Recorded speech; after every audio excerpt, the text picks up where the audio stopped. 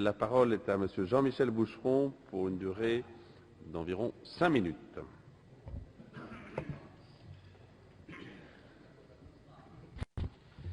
Monsieur le Président, mes chers collègues, Monsieur le ministre d'État, le budget des Affaires étrangères pour 2012 est un budget contraint et comme tous les autres budgets de la nation, il sera très difficile à appliquer. Mais c'est aussi le dernier budget du quinquennat de M. Sarkozy, l'occasion, la seule malheureusement dans cet hémicycle, de faire un point de situation.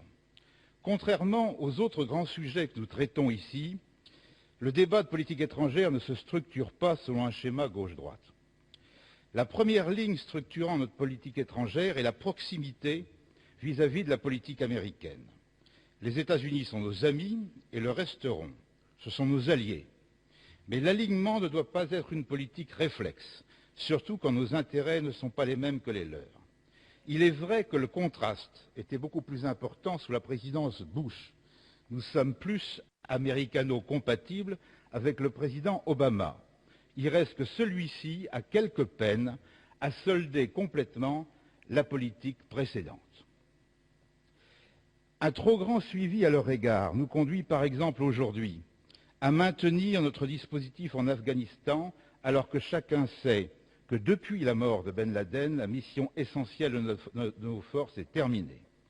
Au prochain sommet des chefs d'État de l'OTAN, fin mai, celui qui aura en charge la politique de la France devra dire clairement que nous souhaitons une accélération du processus de retrait. Pourquoi ne pas faire passer ce message dès maintenant? De la même façon, nous suivons cette politique absurde vis-à-vis de l'Iran, où les États-Unis n'ont rien à perdre et les Européens tout.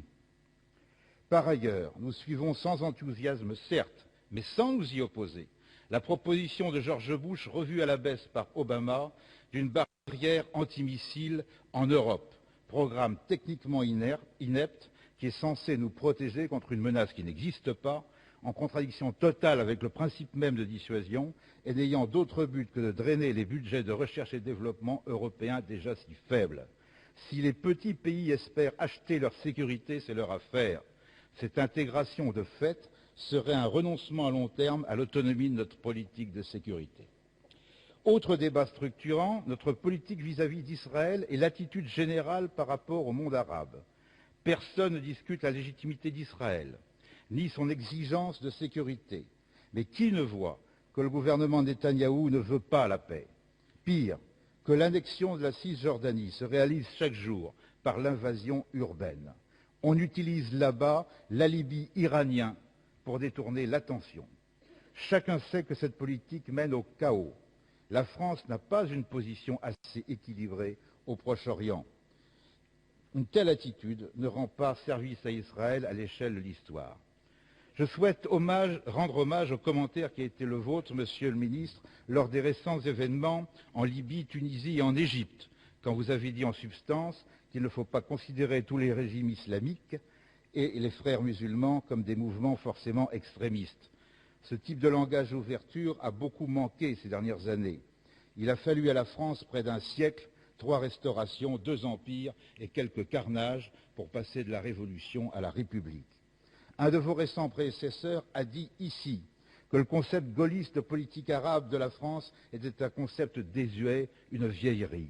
Je le crois pour ma part d'une grande modernité. Autre débat clivant, le volontarisme européen.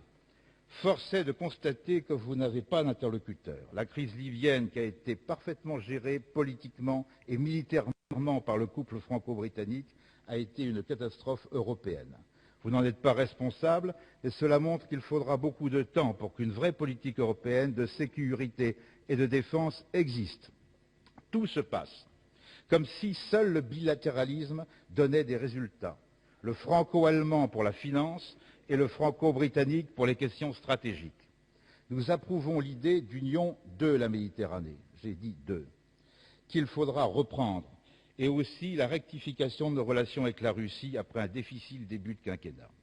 Concernant l'Afrique, il faut enfin imposer l'idée qu'entre la France-Afrique et l'absence de politique, il y a la voie d'un juste milieu, celui des alliances et des coopérations transparentes. je tiens à saluer à cette occasion votre position solitaire, mais juste, sur le Rwanda.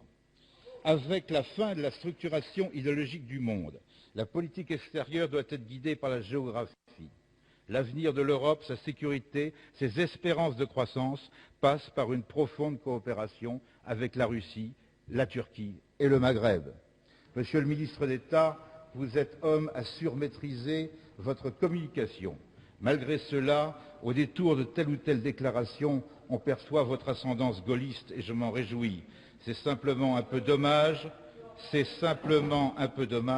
que vous n'ayez pas pu exercer votre influence plus tôt.